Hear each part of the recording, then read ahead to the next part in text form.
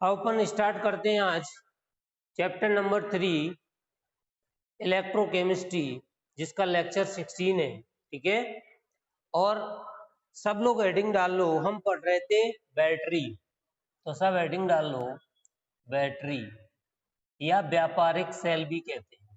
ठीक है, बैटरी क्या होती है? देखो, दो या दो से अधिक सेलों को श्रेणी क्रम में जोड़ने से जो उपकरण प्राप्त होता है उसे हम बोलते हैं बैटरी। दो या दो से अधिक सेलों को श्रेणी क्रम में जोड़ने से जो उपकरण प्राप्त होता है उसे हम बैटरी कहते हैं।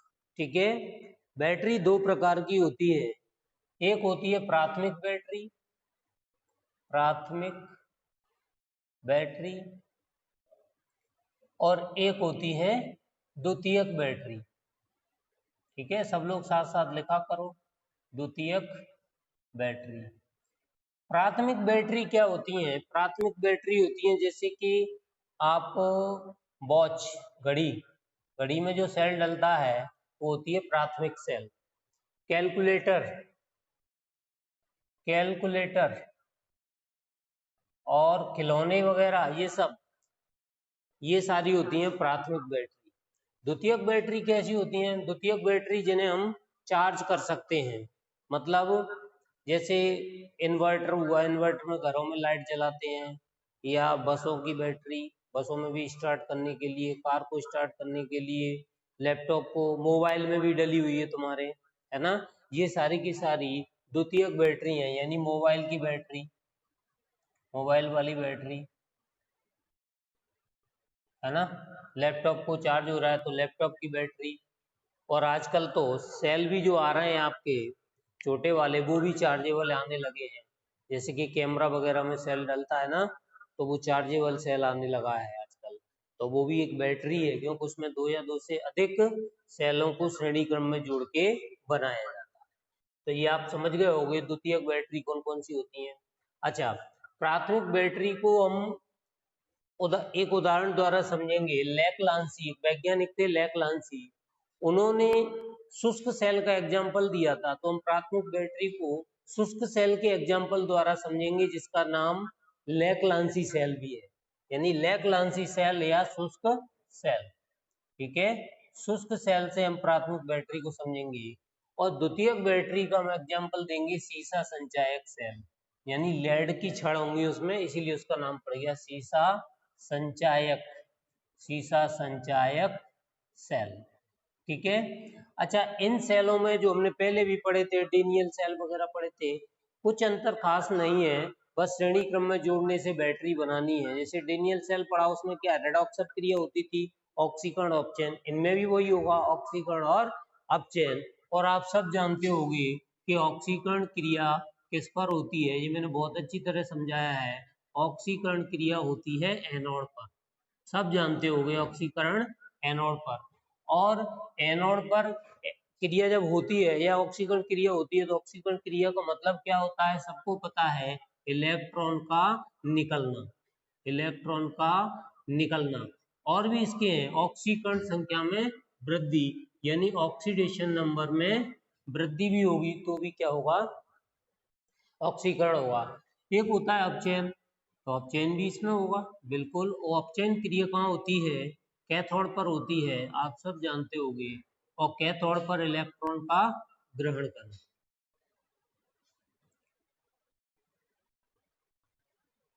ग्रहण करना। अच्छा, ऑक्सीडेशन नंबर में कमी, यहाँ ऑक्सीडेशन नंबर कम होता है, तो ऑक्सीकरण और अपचयन इसमें भी वही होना है। ठीक है, हालांकि ये क्रियाएं थोड़ी याद रखनी पड़ती हैं। देखो, रिंकू वर्मा प्रेजेंटिंग कर रहा है, तुम जानबूझ के करते हो, कोई बिना छेड़ेगा नहीं मोबाइल को तब तक प्रेजेंटिंग नहीं होती है। ठीक है, अब देखो, ऑक्सीकरण और अपचयन हमने दोनों समझ लिए, प्राथमिक बैटरी और द्वितीयक बैटरी। अब पहले हम प्राथमिक बैटरी पढ़ेंगे और इसके बारे में पूरी जानकारी लेंगे, कैसी क्रिया विधि है, शुष्क सेल क्या है, ठीक है, डेफिनेशन क्या होती है, सब कुछ इसके बारे में हम पढ़ेंगे। तो अब हेडिंग लगा लो, प्राथमिक बैटरी।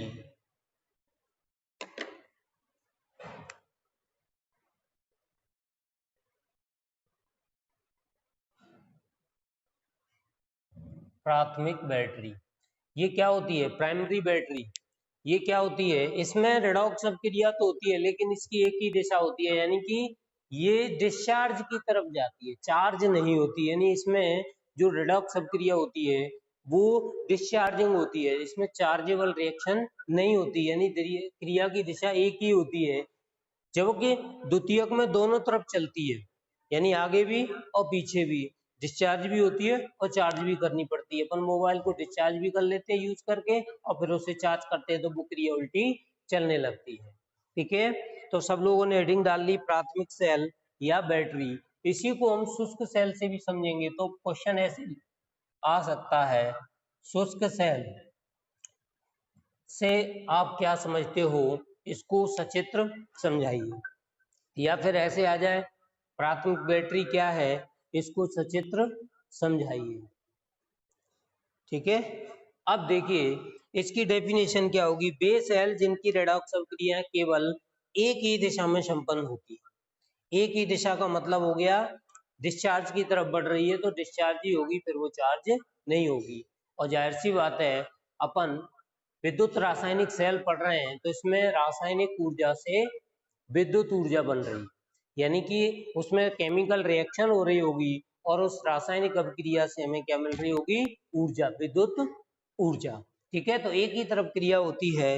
वे सेल जिनकी रेडॉक्स क्रिया केवल एक ही दिशा में संपन्न होती हैं प्राथमिक सेल कहलाते हैं। ठीक है, सब लोगों ने डेफिनेशन लिख ली।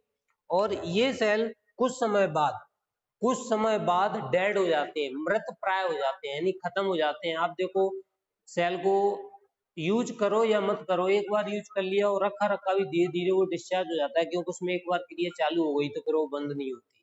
वो बात अलग है कि आप उसको ज्यादा यूज करोगे तो जल्दी खत्म हो जाएगी, यूज कम करोगे या करोगे नहीं तो वो धीरे धीरे क्रिया होकर वो खत्म हो जाएगी। ठीक है, तो कुछ समय बाद ये सेल क्या हो जाते हैं? खराब हो जाते हैं, जिनको बोलते हैं मृत प्राय हो जाते हैं, क्योंकि इनकी रासायनिक अभिक्रियाएं बंद हो जाती है। रासायनिक मैं आगे कराऊंगा, केमिकल रिएक्शन कौन सी है, वो बंद हो जाती है। ठीक है, कुछ समय बाद ये नष्ट हो जाते हैं क्योंकि इनकी रासायनिक क्रियाएं बंद हो जाती हैं तथा इनको दोबारा से चार्ज नहीं किया जा सकता, प्राथमिक सेल कहलाते हैं। इसकी डेफिनेशन क्लियर हो गई। वे सेल जिनकी रेडॉक्स अभिक्रिया एक ही दिशा में चलती हैं और ये कुछ समय बाद मृत प्राय हो जाते हैं, डेड हो जाते हैं, खत्म हो जाते हैं। कुछ समय बाद ये मृत हो जाते हैं, यानी कि इनकी रासायनिक क्रियाएं बंद हो जाती हैं और इनको दोबारा से चार्ज नहीं किया जा सकता।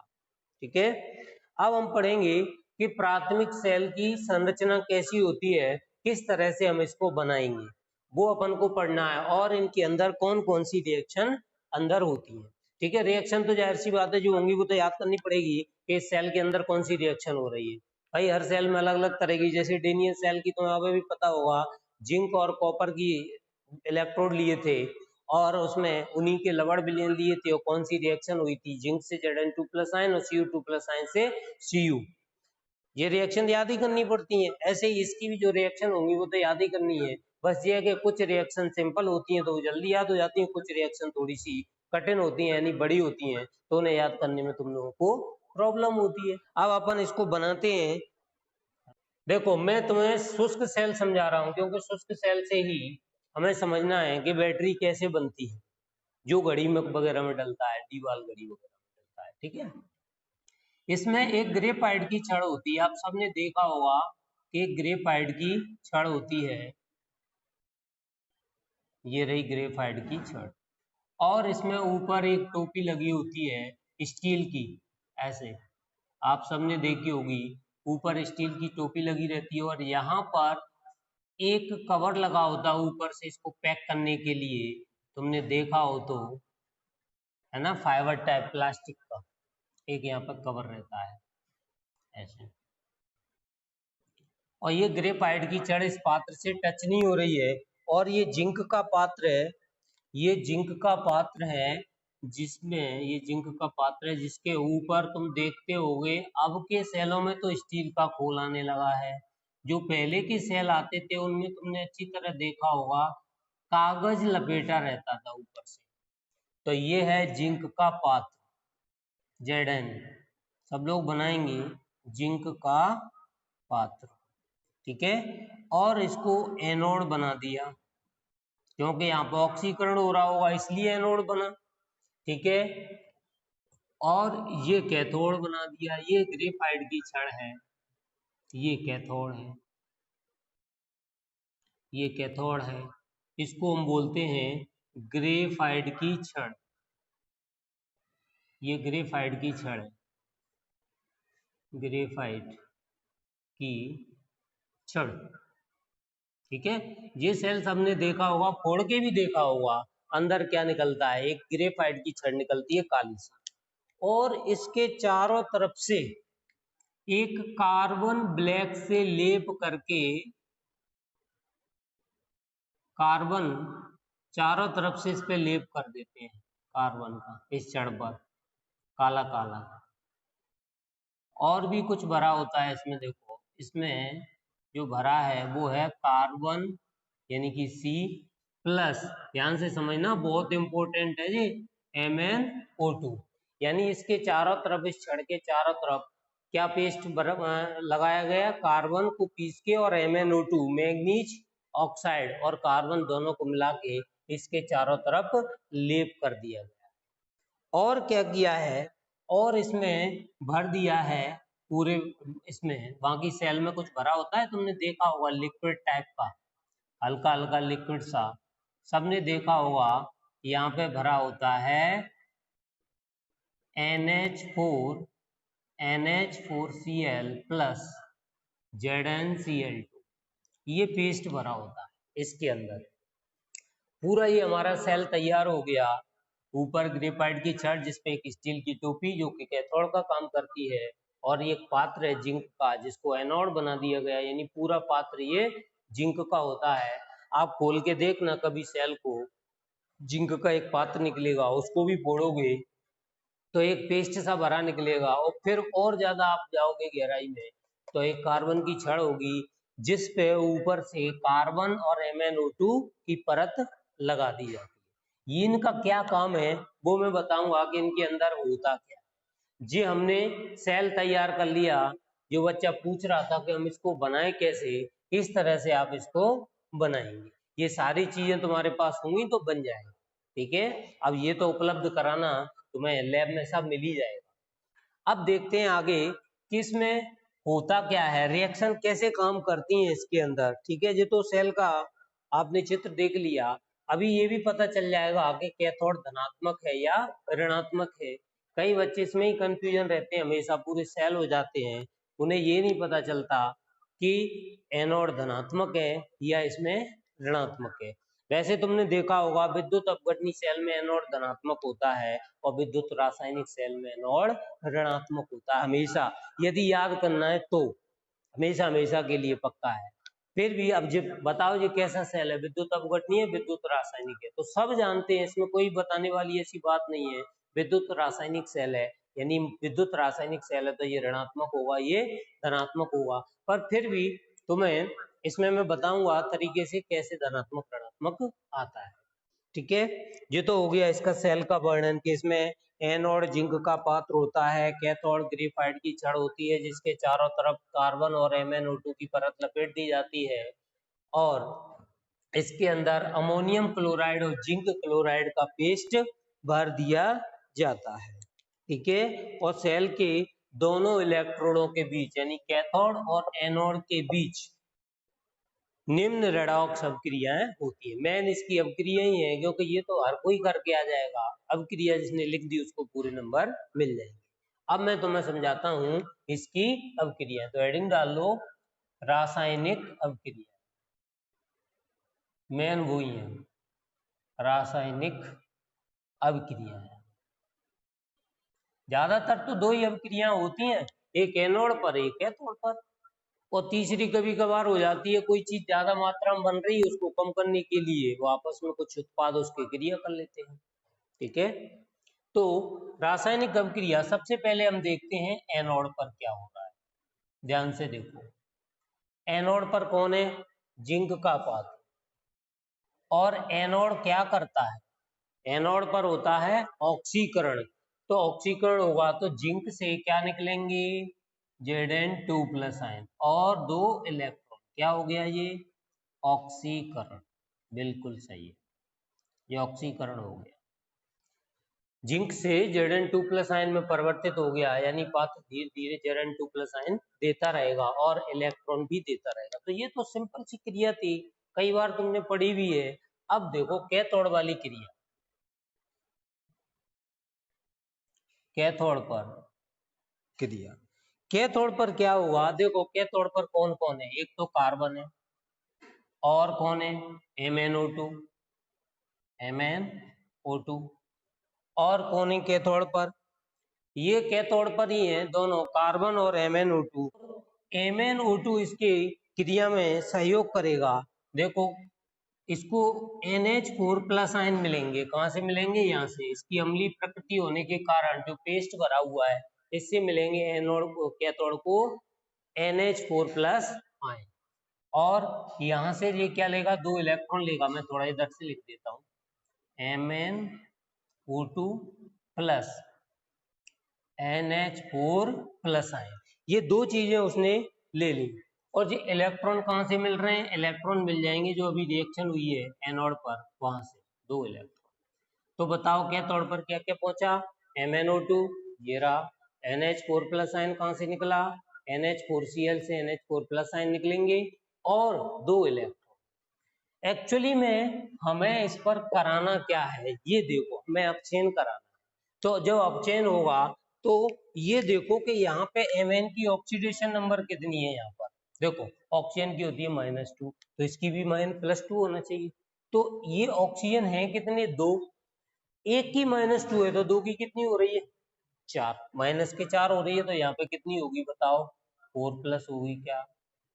4+ होगी क्या? बताओ, Mn की ऑक्सीडेशन नंबर 4+ होगी क्या? होगी ना? क्योंकि देखो यदि तुम्हें निकालना नहीं आता तो MnO2 ऐसे, Mn की x मान लो, प्लस ऑक्सीजन की -2 इंटू 2 इक्वल टू 0, तो x -4 इक्वल टू 0, तो x इक्वल टू क्या आ गया? +4। तो यहाँ Mn की 4 है, ओपन को रिडक्शन कराना है। रिडक्शन मतलब ऑप्शन कराना है, इलेक्ट्रॉन निकालने हैं, नहीं इलेक्ट्रॉन ग्रहण कराने हैं। इलेक्ट्रॉन ग्रहण कब करेगा? जब इसकी ऑक्सीडेशन नंबर कम हो जाएगी, 4 से 3 पर जाती है, ऐसे याद रखना है। तो Mn को 4 से 3 पर लाने के लिए ये बनेगा Mn2O3। 2 अणु लेने पड़ेंगे इसके, इसके भी 2 लेने पड़ेंगे, Mn2O3 प्लस, और NH4 बदल जाएगा अमोनिया में, NH3। कितने NH3 हैं? 2। और क्या बच गया? ध्यान से देखना, 4 दूनी 8 हाइड्रोजन है, यहाँ कितने हैं? 6, और यहाँ है 8। 2 हाइड्रोजन बचे, मतलब है H2। ऑक्सीजन देखना, 2 दूनी 4, और यहाँ कितने हैं? 3। एक ऑक्सीजन बची, तो जल निकल जाए। इसीलिए तुमने कभी देखा होगा उसमें जो पेस्ट पहले भरा होता है गाढ़ा, बाद में जब जल बनता है तो वो पेस्ट हो जाता है लचीला सा, बिल्कुल पतला। कभी सेल को देखना, जब डिस्चार्ज हो जाता है तो उसमें जो पेस्ट निकलता है वो पानी पानी सा हो जाता है ना। और पहले जब आप देखोगे वो गाढ़ा पेस्ट होगा, किस किसका? अमोनियम क्लोराइड और जिंक क्लोराइड का। समझ में आई? बोलो ये रिएक्शन। देखो मैं फिर से बता दूंगा, हमें MnO2 को, Mn की जो ऑक्सीडेशन नंबर 4 है, इसको क्या लाना है? 3 पर लाना है, कम करनी है। तो कम करने के लिए आपको क्या करना पड़ेगा? इलेक्ट्रॉन ग्रहण कराने पड़ेंगे। वो इलेक्ट्रॉन ग्रहण करने के लिए इसकी ऑक्सीडेशन नंबर का कम होना। यहाँ देखो ऑक्सीडेशन नंबर कितनी रहेगी, ध्यान से देखना। Mn की मान लो, Mn2O3 है ना, इसकी मान लो x, ये कितने हैं? 2, प्लस ऑक्सीजन की कितनी होती है? -2, है कितने? 3, बराबर 0। 2x -6 इक्वल टू 0, तो 2x इक्वल टू 6, तो x इक्वल टू क्या आ गई? +3। मतलब ये +4 से कहाँ पहुंच गया? 3+ पर। बताओ ऑक्सीकरण संख्या में कमी, ऑक्सीडेशन नंबर में कमी क्या कहलाता है? अपचयन। और अपचयन क्रिया कहाँ हो रही है? कैथोड पर हो रही है। तो ये यहाँ पे क्या लिख दूंगा मैं? अपचयन। और बताओ सेल में ऑक्सीकरण और अपचयन हो रहा हो और दोनों क्रियाओं को यदि हम जोड़ दें तो क्या बन जाएगी? संपूर्ण सेल अभिक्रिया, जिसको हम बोलते हैं रेडॉक्स अभिक्रिया। तो ये बन गई संपूर्ण सेल अपक्रिया, संपूर्ण सेल अपक्रिया। देखो काटने वाले जो कट जाएंगे कुछ, जैसे उत्पाद ये इलेक्ट्रॉन से इलेक्ट्रॉन कट जाएगा, बचा क्या Zn प्लस, यहाँ क्या है 2MnO2 plus 2NH4 plus gives Zn2 plus Mn2O3 plus 2NH3 plus H2। बताओ ये संपूर्ण सेल अपक्रिया समझ में आ गई। अब देखो इसके अंदर कुछ चीजें बन रही हैं, जैसे Zn2 प्लस आयन बन रहे हैं, इसमें अमोनिया भी बन रही है। तो ये अमोनिया गैस जब पात्र के अंदर बनेगी तो ज्यादा अमोनिया हो जाएगी तो पात्र फट भी सकता है। इसके लिए ये दोनों आपस में ही क्रिया कर लेते हैं और देखो क्या बना लेंगे, Zn2 प्लस आयन अमोनिया से क्रिया करके बना लेते हैं ZnNH3 का होल 4 2 प्लस आयन। ये एक संकुल यौगिक है, इसको संकुल यौगिक कहते हैं, संकुल यौगिक। इन यौगिकों को हम बहुत सारे यौगिक हैं तुम्हारी क्लास में, ये 9th यूनिट में पढ़ेंगे, 9 यूनिट में पढ़ेंगे, 12th क्लास में ही पढ़ेंगे। उपसहसंयोजी यौगिक अपन पढ़ेंगे, ठीक है। कॉम्प्लेक्स जटिल यौगिक कहते हैं इनको, ठीक है, टेट्रा अमोनियम जिंकेट आयन, इस टाइप के यौगिक हम वहीं पे पढ़ेंगे। जैसे कॉपर पेरोसाइनाइड की झिल्ली नहीं पड़ी थी Cu2FeCN का होल 6 वाली, वैसे ही यौगिक है, वैसे ये भी है जिंक का, ठीक है। इसको 9 यूनिट में हम पढ़ेंगे, जो कि सेल के अंदर ये बनता है। ये चिपचिपा सा होता है, जल में घुलनशील होता है, धीरे धीरे इसमें जल घुलता जाता है और ये पतला होता रहेगा। इसीलिए तो सेल को कभी भी यदि तुम यूज नहीं कर रहे तो साल 2 साल के लिए कभी रेडियो में या रिमोट में डाल के मत रखो, अदरवाइज उसमें से पदार्थ निकल के से वो खराब कर देगा, उपकरण को ही खराब कर देगा। हालांकि अब जो सेल बन रहे हैं वो लीक प्रूफ सेल बन रहे हैं। अब आते हैं शुष्क सेल के उपयोग, जो मैंने तुम्हें बता दिए, टॉर्च, खिलौने, कैलकुलेटर, ठीक है, इन सब में शुष्क सेल का उपयोग किया जाता है। अब देखो शुष्क सेल का दोष, इसका दोष क्या है, मुझे दोष बताओ, क्या कमी है इसमें। एक कमी ये है कि जो इसका पात्र है वो अम्लीय प्रकृति का NH4Cl अम्लीय होता है, पात्र के अंदर जो भरा है वो अम्लीय प्रकृति का होता है, जो पात्र को खा जाता है, मतलब इसको संक्षारित करता है और पात्र धीरे धीरे लीकेज होने लगता है।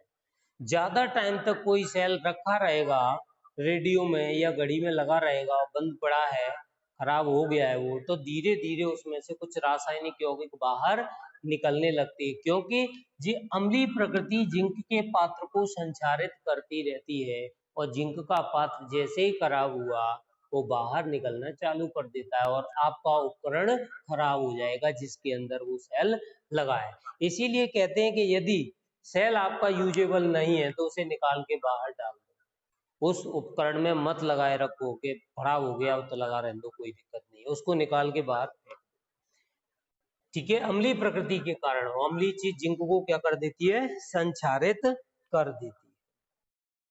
अब इसका निवारण भी किया, निवारण कैसे किया, निवारण किया, इस अम्लीय प्रकृति की जगह क्षारीय KOH लेना चालू कर दिया वैज्ञानिकों ने, KOH पोटेशियम हाइड्रोक्साइड। ये क्या करता है पोटेशियम हाइड्रोक्साइड, ये अम्लीय प्रकृति का नहीं होता, ये क्षारीय प्रकृति का होता है और क्षार से जिंक का कुछ नहीं बिगड़ता है, यानी कि जिंक को संचारित नहीं करता। ऐसे सेल को कहते हैं लीक प्रूफ सेल, है तो वो भी शुष्क सेल पर वो लीक प्रूफ है, मतलब वो लीकेज नहीं होता है। और उसका जो आवरण है, जो बाहरी खोल है, पहले बाहरी खोल पर गत्ता आता था उसका, कागज का लपेटा रहता था। अब देखना पहले पुराने जमाने के जो सेल आते थे उनपे ये गत्ता लपेटा हुआ रहता था।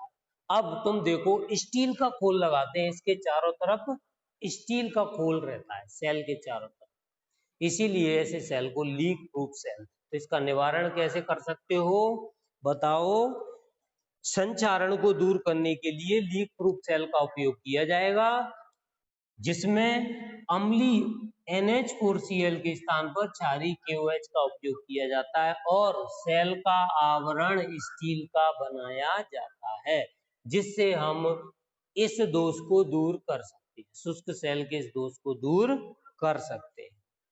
बोलो क्लियर हुआ? और एक ओटी में हमेशा आता था कि शुष्क सेल का जो वोल्टेज है वो कितना होता है, वो होता है 1.5 वोल्ट, जो ओटी में आता था हमेशा। शुष्क सेल का जो वोल्टेज है वो कितना होता है 1.5 वोल्ट, यानी 1.5 वोल्ट ये देता है।